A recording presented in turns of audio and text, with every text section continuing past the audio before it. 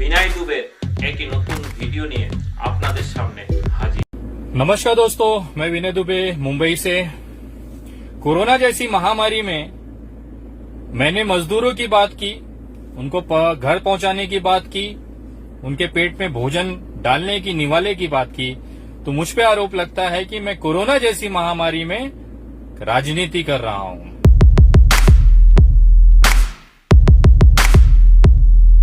बांग्लार नेत्री ममता बंदोपाध्याय नय आरेकटा महान नेत्री आछे, से सारा बांगलाटाय चले बेड़ाय, माझे माझे लड़ते देखेछि जलहस्तिर मतो मोटा, हाथिर मतो ताहार चेहरा, मानुषेर संगे से झगड़ा करछे, मानुषेर संगे से अन्याय करछे, मानुषेर दिके तेरे जाच्छे। এই নেত্রীর কথা বলছি, সেকে নেত্রী সুজাতা খা।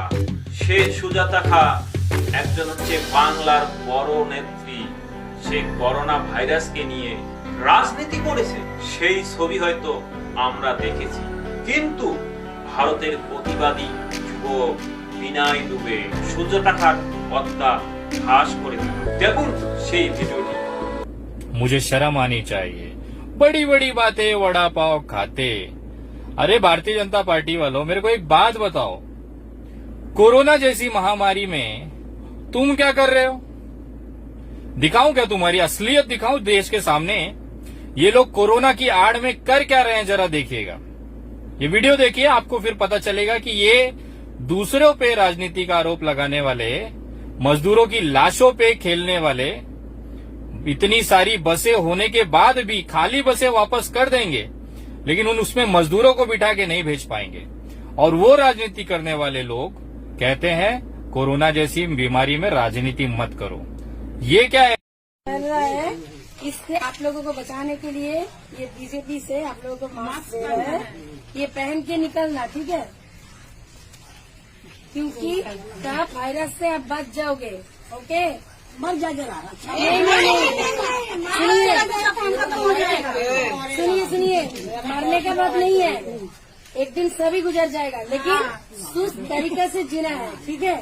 और सबसे बड़ी बात है, जो नागरिकता बिल पास है, आप सुना है ना वो कानून के बारे में? तो ये है, ये हिंदी का है जो ये, लेकिन ये नागरिकता देने वाला कानून है, छीनने वाला कानून नहीं है। आपका देश से, आपकी भारत माता की गोद से आपको किसी का हिम्मत नहीं है देश से निकालने का, ठीक है? तो आप निश्चिंत से रहिए और भारतीय जनता पार्टी को समर्थन कीजिए। आप सिर्फ ये सोच लीजिए कि अगर बांग्लादेश से आके कोई रहेगा, हम लोग उसको क्यों रहने दें? हम अगर जाएगा, हम इटली में या लंदन में, हम लोग को रहने देगा? नहीं देगा। तो इसके लिए ये भारत माता हमारा देश है, ये तो धर्मशाला नहीं है। तो इसके लिए अगर बाहर देश से, बांग्लादेश, पाकिस्तान, अफगानिस्तान, ये सब देश से घुसपैठी लोग यहाँ पे आके ना बसे और आपका घर से आपको ना बाहर कर दे, इसके लिए ये कानून पास हुआ है। इसको समर्थन कीजिए और सबसे बड़ी बात, पूरे सभा इलेक्शन में भाजपा को साथ दीजिए, ठीक है? ओके, मोदी जी सुस्त रहना है, ठीक है?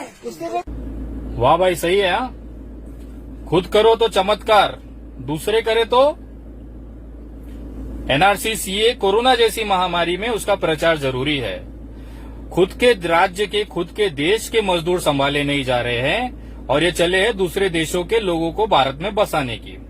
जो मजदूर आज रस्तों पे है, उनको निवाला खिलाने की औकात नहीं सरकार की, और चले हैं दूसरे देशों के लोगों को लाकर भारत में बसाने की। सबसे बड़ी बेवकूफी भारतीय जनता पार्टी ने कल, और पूरे देश में मैं देख रहा हूं कि पूरे जो उत्तर भारत की सरकारें हैं, खास करके उत्तर प्रदेश और बिहार में, वहां के जो अंधभक्त हैं, वो छाती चौड़ा करके 56 इंच फैला के कहते हैं कि हमारे योगी जी ने, हमारे नीतीश बाबू ने कोरोना पे कंट्रोल कर लिया है, महाराष्ट्र सबसे आगे है कोरोना में।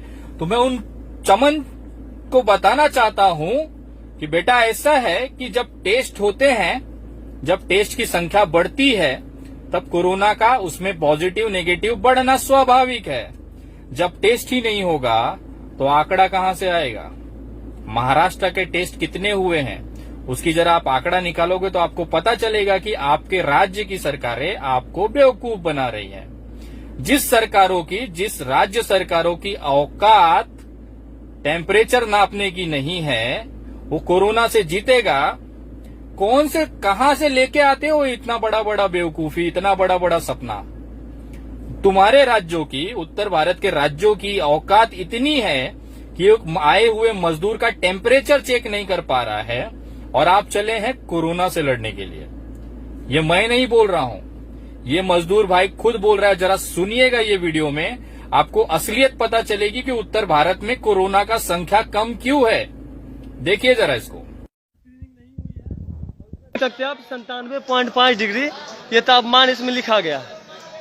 और ये मैडम जो है, मैडम इधर थोड़ा देखिए, मैडम इधर देखिए थोड़ा, ये मैडम जो है इसमें जांचिए, आप हमको तापमान जांचे मेरा। आप ये तो आप लिखे हैं ना, ये तो लिखे आप हैं, ये क्या सिस्टम है बताइएगा तब ना। इससे तो ये होता है कि कोई कोरोना का मरीज आएगा वो पूरा में फैला देगा। जो जिस तरह से आपका सिस्टम है, जो सिस्टम है वो सिस्टम से तो कोरोना पूरा फैल जाएगा ना। मानवता का मतलब ये नहीं होता है। आप मेरा जांच किए हैं, आप क्यों चढ़ाइए 97.3 जो है, कैसे आप चढ़ा सकते हैं? जब आप मेरा जांच नहीं किए तब कौन होता है चढ़ाने वाले? नहीं, ये मतलब बस मेरा प्रॉब्लम नहीं है, ये सबको है, जितना भी आया। इसमें क्या पता किसको कोरोना है नहीं है। कहना ये चाहते हैं कि सही तरीके से जांच कीजिए। आप कहाँ सही कर रहे हैं? कहाँ लिए हैं? किसको लिए हैं? कहाँ लिए हैं? किसी को नहीं लिए आप।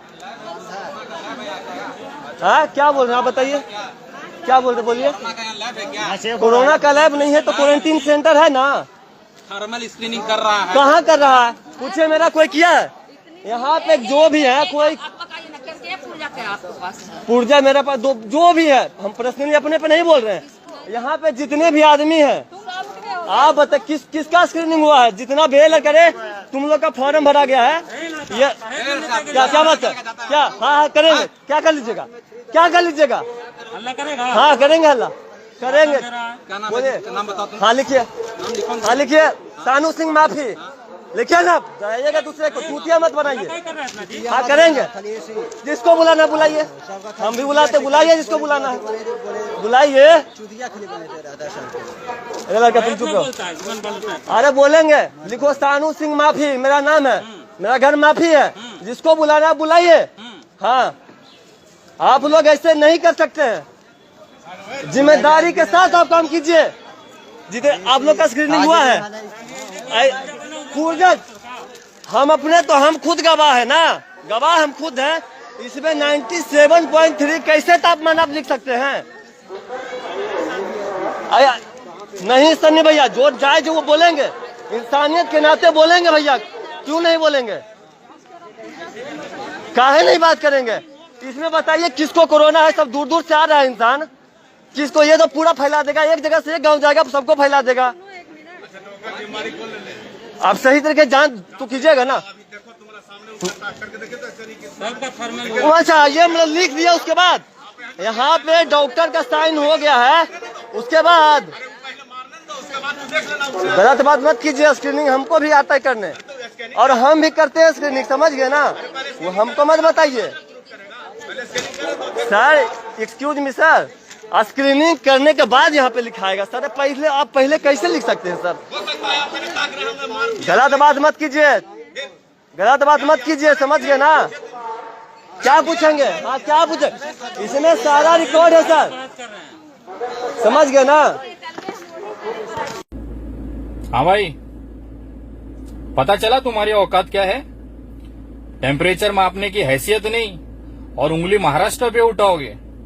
अरे महाराष्ट्र में जितने टेस्ट हुए ना, तुमको साल भर लगेंगे उतने पहुंचने में, और फिर बोलते हो कि उद्धव जी संभाल नहीं पा रहे हैं। अरे तुम्हारी पहले देखो, टेम्परेचर ठीक से लिया करो, कोई कोरोना हो रहा होगा, पूरा राज्य साफ हो जाएगा।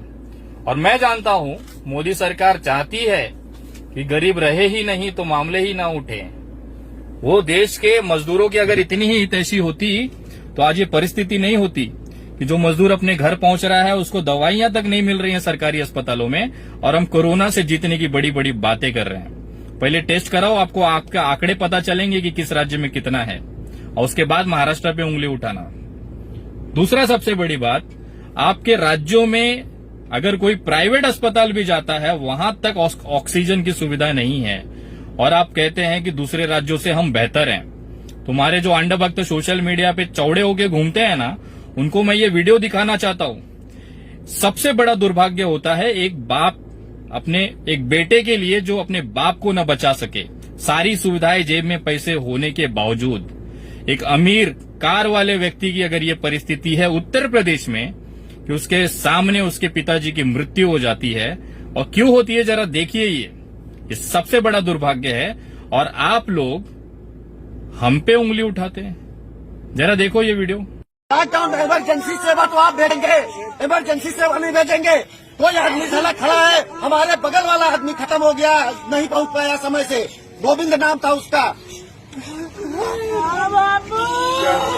कहाँ से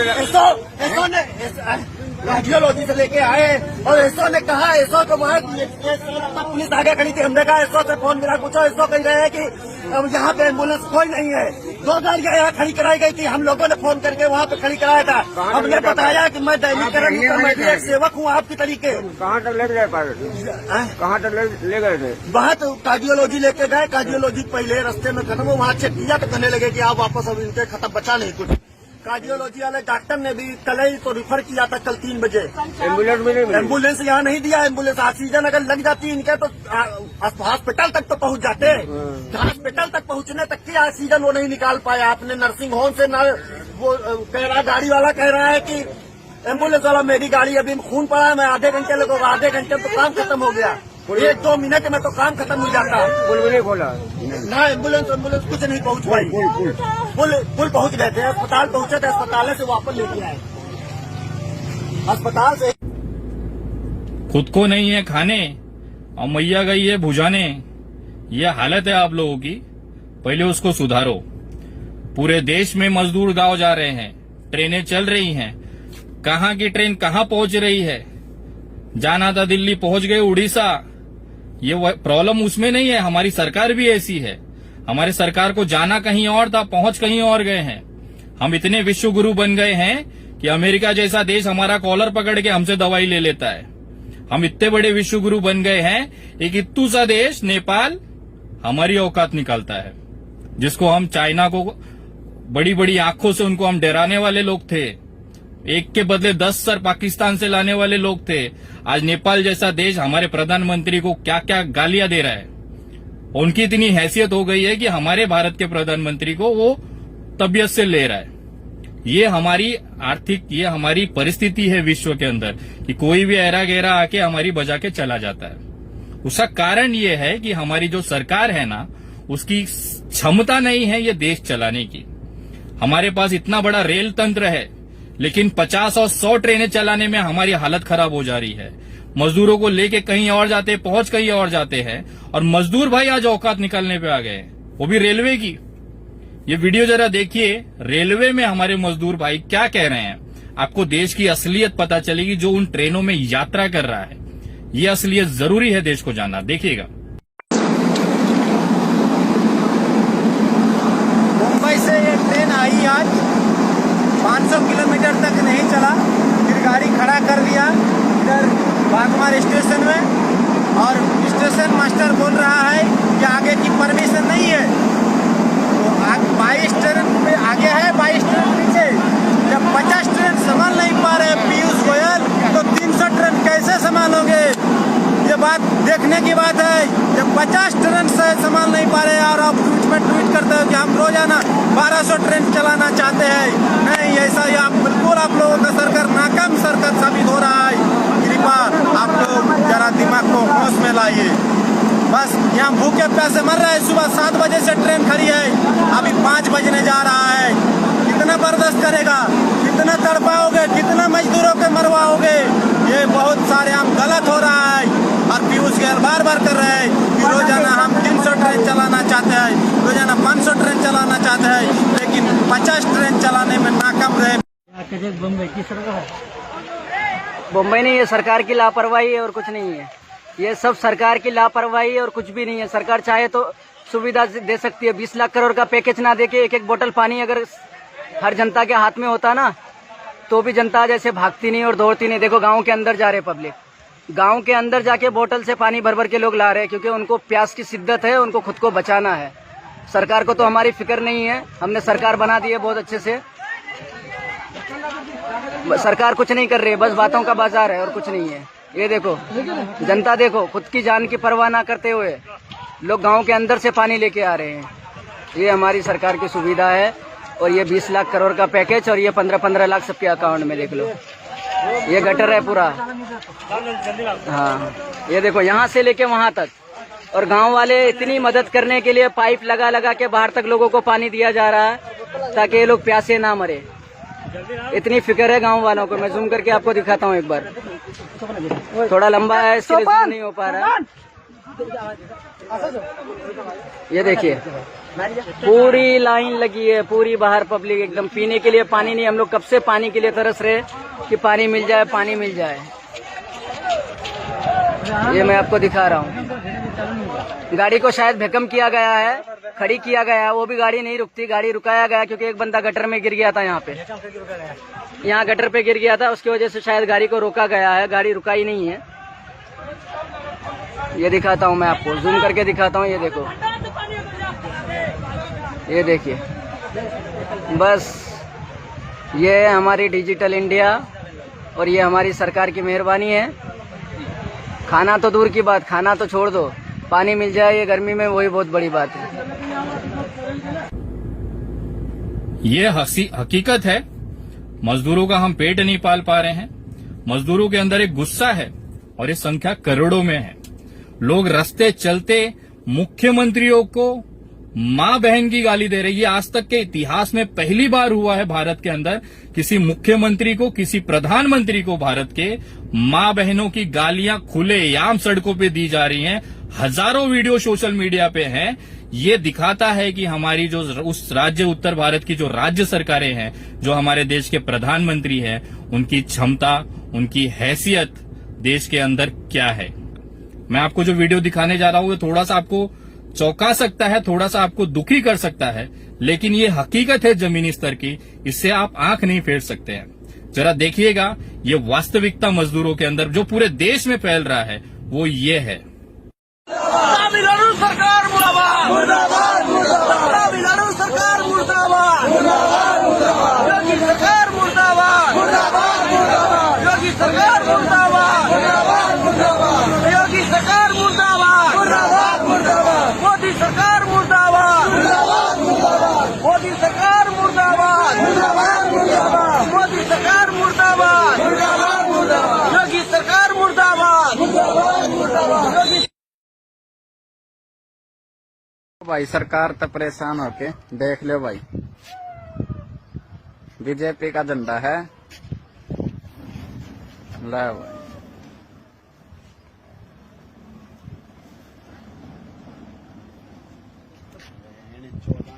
किसाना की बुरी हालत कर दी है भाई। आज कर दिया भाई जमा। कोई ना भाई, कोई ना, आगे वोट नहीं है तारे बीजेपी वाले हो। मैं किसी भी तरीके से हिंसा और इसका मैं समर्थन नहीं कर सकता हूं। जिस तरह से पार्टी का झंडा जलाया जा रहा है मैं कतई उसका समर्थन नहीं करता हूं। एक वैचारिक लड़ाई होनी चाहिए, नीतियों की लड़ाई होनी चाहिए, लेकिन इस तरह से किसी पार्टी का झंडा जलाना दुर्भाग्यपूर्ण है। मैं उसका दुख व्यक्त करता हूं, निषेध है उसका। लेकिन आज आप पूरी भारतीय जनता पार्टी को यह समझना चाहिए कि आखिर ये नौबत क्यों आई है।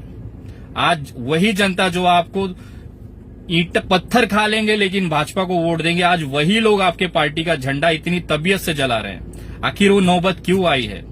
जो मजदूर आपकी रैलियों में जिंदाबाद जिंदाबाद के नारे लगाते थे, आज वही मजदूर आपको मां बहनों की गालियां दे रहे। वो वीडियो में नहीं डाल सकता हूं यहाँ पे। प्रधानमंत्री तक को गालियां दी गई, इतनी गंदी गंदी गालियां दी गई है। आखिर ये नौबत क्यों आई है, इसका आपको आत्ममंथन करना चाहिए। और मुझे ऐसा लगता है देश के अंदर अगर प्रधानमंत्री जी के अंदर थोड़ी सी भी नैतिकता बाकी होगी तो उनको अपने पद से इस्तीफा दे देना चाहिए। अगर नहीं भी देते हैं कोई दिक्कत नहीं है, आप पड़े रहें। अगले कुछ महीनों के अंदर अंदर ये जनता अपने आप आपको अपने पद से हटा देगी। अब उस तरह से उनके अंदर उग्रता है। आप गरीब लोग आपसे मांग सकते हैं, सरकारी मदद ले सकते हैं, लेकिन एक मध्यम वर्गीय परिवार किसके सामने हाथ फैलाएगा।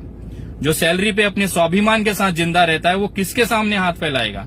आज मजदूर सड़कों पे हैं, कल ये मध्यम वर्गीय परिवार भी जब उनका सब्र टूटेगा वो भी आपसे सवाल पूछेंगे, वो भी आपसे भोजन मांगेंगे, वो भी आपसे मेडिकल सुविधाएं मांगेंगे। और ये दिन ज्यादा दूर नहीं है जब ये भारत की वास्तविकता हो जाएगी, क्योंकि भारत का जो तिजोरी है वो इस सरकार ने खाली कर चुके हैं। आज भारत के पास उतने पैसे नहीं है कि वेंटिलेटर्स बनाए जा सके। बिहार की और उत्तर प्रदेश की मैंने आपको स्थिति दिखाई। इस तरह से हम लड़के विश्व गुरु बनेंगे। आज हमारे देश के अंदर भारतीय जनता को बचाना सबसे बड़ी बात है। और मैं उन तमाम लोगों से कहना चाहता हूं कि ये मुहिम जो है रुकनी नहीं चाहिए। भारत के अंदर सरकार की जो गलत नीतियां हैं उसके खिलाफ आवाज उठाना हर उस भारतीय का अधिकार है। अगर इस तरह से आवाज न उठाई गई, घरों के अंदर रहते हुए कुछ नहीं, सोशल मीडिया के माध्यम से अपनी बात रखें, कहीं कहीं जाने की जरूरत नहीं है। जिस तरह से हम लोगों ने पिछले 10 दिनों में करीबन 12,000 फेसबुक आईडी अंधभक्तों की हमने कैंसिल की है, उनको हम लोग रिपोर्ट कर करके खत्म किए हैं। ये सबसे बड़ी उपलब्धि है। ये जो कचरा है सोशल मीडिया का वो हम साफ कर सकते हैं, ये मुझे एहसास हुआ है। 12,000 फेसबुक आईडीज हमने बंद कराई है जो गाली गलौज करते हैं, नफरत फैलाते हैं दिन भर। दूसरा, अगर आप एक निवेदन है, अगर आप करना चाहें तो जितने भी आपके आसपास जो भी परिवार हैं, रिश्तेदार हैं, उनसे निवेदन करें कि ये जो गोदी मीडिया है उसको देखना बंद करें। उनके जो चैनल है अपने सेटअप बॉक्स से, अपने केबल ऑपरेटर से बोल के उसको निकलवाएं। एक तरीके से बहिष्कार होना चाहिए अब इन लोगों का जिन्होंने देश को बर्बाद कर दिया है। जिस देश में हम गरीबों को नहीं संभाल पा रहे हैं, हम बड़ी बड़ी विश्व गुरु बनने की बातें करते हैं। नेपाल जैसा देश हमें आंख दिखाता है और हम कुछ नहीं कर पाते हैं। तो ये तमाम लोगों से निवेदन है और एक रिक्वेस्ट है, जब भी मोदी जी अपने मन की बात करने आए उनको भारत के लोगों की मन की बात कहें। उनसे सिर्फ इतना कहें, मोदी जी इस्तीफा दो। पूरे जहां पे भी आप यूट्यूब पे उनके वीडियोस देखें, न्यूज चैनलों के वीडियो देखें, सोशल मीडिया पे जब भी मोदी जी मन की बात करने आए, सोशल मीडिया पे पूरी तूफान होना चाहिए।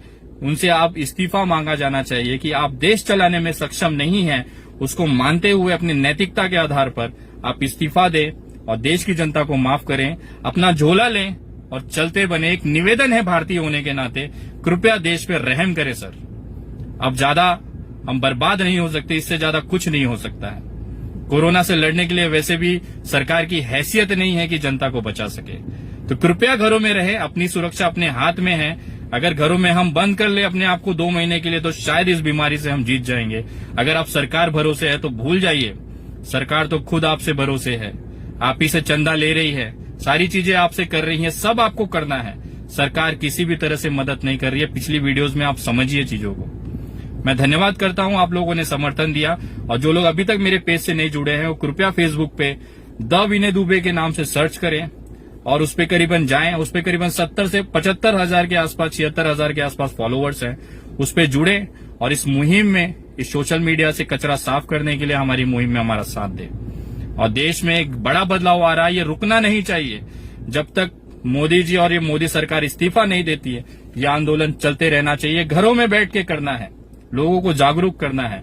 लोगों के सरकार की जो गलतफहमियां हैं, जो नाकामियां हैं, वो हमें सामने लानी है। बस इतना सा करते रहें और एक दिन जरूर सफल होंगे। जय हिंद, जय महाराष्ट्र।